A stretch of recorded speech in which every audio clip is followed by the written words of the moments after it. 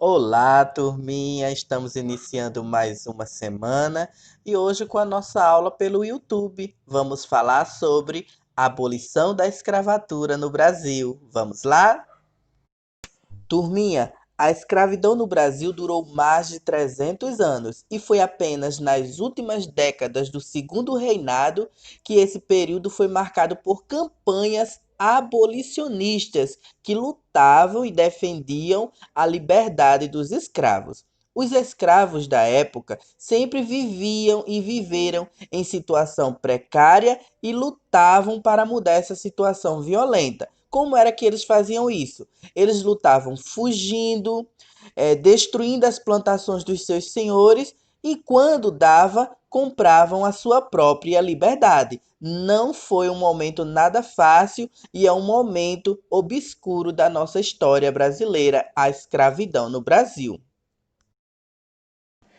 Temos aqui os principais abolicionistas, que eram grupos sociais de pessoas que queriam e lutavam pela libertação dos escravos, como médicos, advogados, fazendeiros, artistas, cantores. Os principais são José do Patrocínio, Luiz Gama, André Rebouças, Joaquim Nabuco, Plínio de Lima, Antônio Bento, Silva Jardim, Rui Barbosa, Castro Alves e Aristides Espínola. Esses foram os principais abolicionistas do Brasil. Eles lutavam para que os escravos fossem livres, libertos, tá ok? E o seu principal representante foi Luiz Gama, tá bom? Luiz Gama, decore esse nome. O principal abolicionista que lutou, teve uma história marcante, foi Luiz Gama. Se vocês quiserem dar uma pesquisada sobre a vida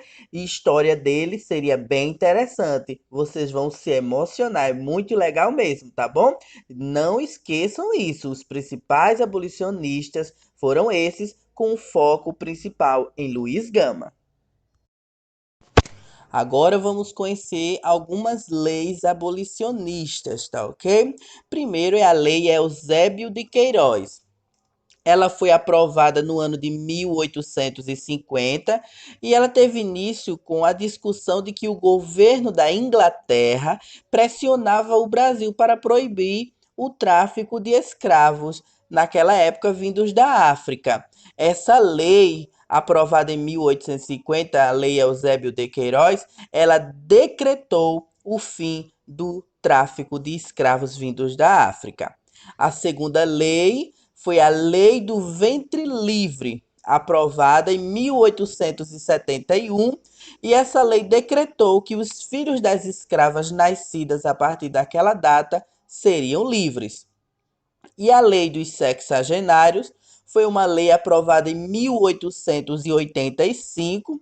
Essa lei decretou que todos os escravos maiores de 65 anos de idade seriam livres a partir daquela data.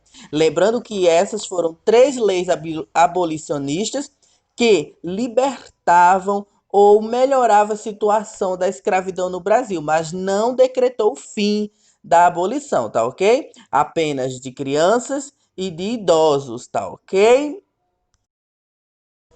Enfim, depois daquelas três leis que nós falamos anteriormente, chegou o fim da escravidão no Brasil. Ela foi decretada através da assinatura do documento da Lei Áurea, que foi a lei que decretou o fim da escravidão no Brasil.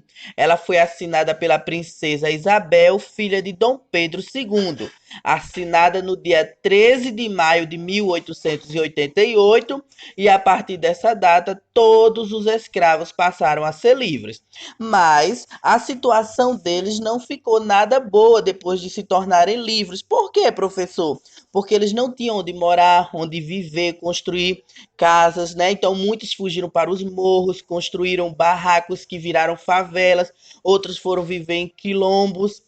Então, no início, pós-libertação dos escravos, a vida deles não foi nada fácil, né? Então, anos e anos até eles se organizarem, né? Então, o período da abolição da escravatura no Brasil chegou ao fim no dia 13 de maio de 1888, com a assinatura da Lei Áurea. Agora é hora de você mostrar que prestou atenção e resolver a atividade na folha. Serão duas atividades na folha. A primeira falando sobre o processo de abolição e a segunda sobre a libertação dos escravizados. Todas as respostas, todos os diálogos estão na minha videoaula que eu falei agora há pouco. É só estar voltando para o vídeo para completar a atividade na folha, tá ok? Tchau, tchau. Dúvidas no privado.